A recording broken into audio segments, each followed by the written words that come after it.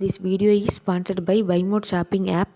BuyMode e-shopping application is one of the online e-shopping app now available in Play Store and App Store. என்ன பண்ற ருத்ரா? நான் drawing பண்றேன். டிராயிங்கே தெரியல. Ice cream நல்லா இருக்கு. வரேன். இப்போ ஏன் கேர்ளும் சண்டை கட்டிக்கிறதில்ல, பாயும் சண்டை கட்டிக்கிறதில்ல, கேர்ளும் சண்டை கட்டிக்கிறாங்க. அது ஃப்ரெண்ட்ஸாக இருந்தாலும் சரி. ஏம்மா? அது ஏன்னு கேட்டிங்கன்னா நிறைய காரணம் இருக்குது. ஆனால் நான் சொல்கிறதெல்லாம் உனக்கு புரியுமான்னு எனக்கு தெரியலையே. சொல்லுங்க, எனக்கு புரியும். ஆக்சுவலி ஜென்ரலாக பார்த்தீங்கன்னா கேர்ள்ஸ் எப்போவுமே என்ன பண்ணுவாங்கன்னா நிறையா டபன்னு பேசிக்கிட்டே இருப்பாங்க. பாய்ஸ் அப்படி நிறையா விஷயங்கள் பேச மாட்டாங்க.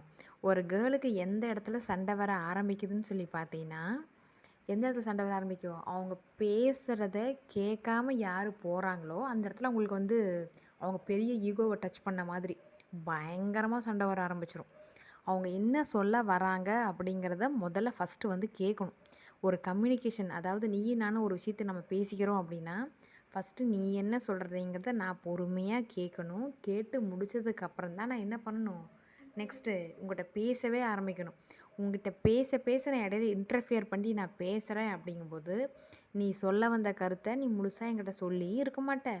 நீ என்ன வகையில் எனக்கு சொல்லி புரிய வைக்க வந்தியோ உன்னால் என்ன பண்ண முடியாது, அதை கிளியர் கட்டாக புரிய வைக்க முடியாது. அந்த இடத்துல மிஸ்கம்யூனிகேஷன் ஆகி போயிடுமா, கண்டிப்பாக அது பெரிய சண்டையாக முடிஞ்சிடும். முதல் பாயிண்ட் அது. கேர்ள்ஸுக்கு என்ன பண்ணால் பிடிக்கும், நிறையா பேசிக்கிட்டே இருந்தால் பிடிக்கும். ஆனால் பாய்ஸ்க்கு எப்போவுமே எப்படின்னா ரொம்ப ஷார்ட் அண்ட் ஸ்வீட்டாக முடிச்சிடணும். வாட் இஸ் த மேட்டர் அப்படின்னு சொல்லி முடிச்சிடணும். இப்போது ஒரு ஃபங்க்ஷனுக்கு ஒன்று போய் ஒரு ஃப்ரெண்டை ஒன்று மீட் பண்ணிட்டு வந்தேன் அந்த இடத்துல, ஓகேவா அப்படிங்கிற மேட்டரை ஒரு கேர்ள் எப்படி இன்ஃபர்மேஷன் கொடுப்பான்னா, இன்றைக்கி நான் இந்த சேரீ கட்டிட்டு இந்த ஃபங்க்ஷனுக்கு போனேன்னா போகும்போது சோன்னு மழை பெஞ்சதுக்கப்புறம் அந்த இடத்துக்கு போய் ரீச் ஆனதுக்கப்புறம் பார்த்தா எல்லாம் இப்போ தான் வரையான்னு ஃபங்க்ஷனில் கேட்டதுக்கப்புறம் அங்கெல்லாம் போய் கிஃப்டெல்லாம் கல்யாணத்தில் கொடுத்து முடிச்சுட்டு அப்புறம் சாப்பிட்றதுக்கு போகும்போது தான் என் ஸ்கூல் ஃப்ரெண்டு வந்திருந்தான்.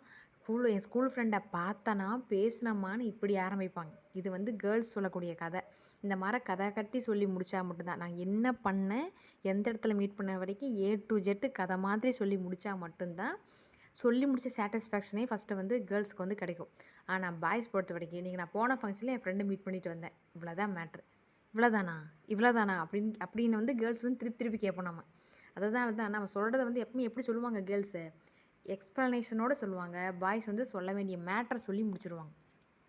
ரெண்டாவது, பாய்ஸ் எப்பவுமே என்னென்னா அவங்க பார்த்திங்கன்னா எப்பவுமே கோல் ஓரியன்ட் பர்சன்ஸ். என்ன வேணுமோ டக்குன்னு சொல்லிட்டு போயிடுவாங்க. ஆனால் கேர்ள்ஸ் அப்படி இல்லை. கேர்ள்ஸ் எப்படி சொல்லுவாங்க, அதை சென்டிமெண்டல் ஓரியன்ட். அது வரைக்கும் போய் சொல்லி எக்ஸ்பிளைன் பண்ணி புரிய வைப்பாங்க. ஒவ்வொன்றும் எக்ஸ்பிளைன் பண்ணால் மட்டும்தான் புரியும் அப்படிங்கிறது சொல்லிகிட்டு இருப்பாங்க. இதுக்கு என்ன காரணம்னா நீ நான் மட்டும் காரணமே இல்லை.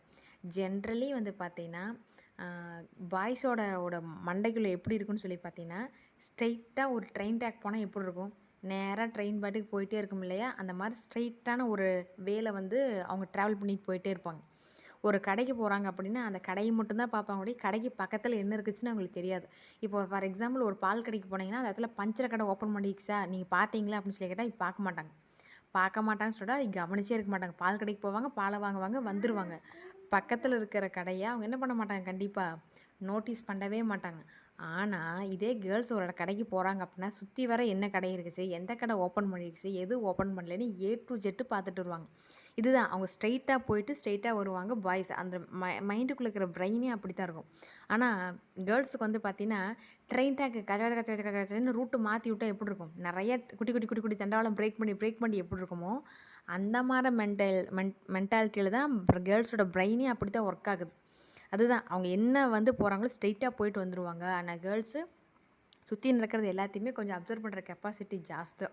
பிரச்சனையே வரக்கூடாது, சண்டையே ஃப்ரெண்ட்ஸ்குள்ளே உங்களுக்குள்ளே வரக்கூடாது அப்படின்னு நினச்சிங்கன்னா அவனுக்கு நீ சொல்ல வேண்டிய கருத்து எப்பவுமே பாய்ஸுக்கு எப்படி சொல்லணும், ஷார்ட் அண்ட் ஸ்வீட்டாக சொல்லி முடிச்சிடணும். அதே பாய்ஸ் என்ன பண்ணணும், கேர்ள்ஸை சொல்கிறத பொறுமையாக கேட்கணும். அப்போ தான் பிரச்சனையே வராது. உனக்கு என்ன புரிச்சோ தெரியல, பட் ஆனால் நான் சொல்கிறத சொல்லிட்டேன்.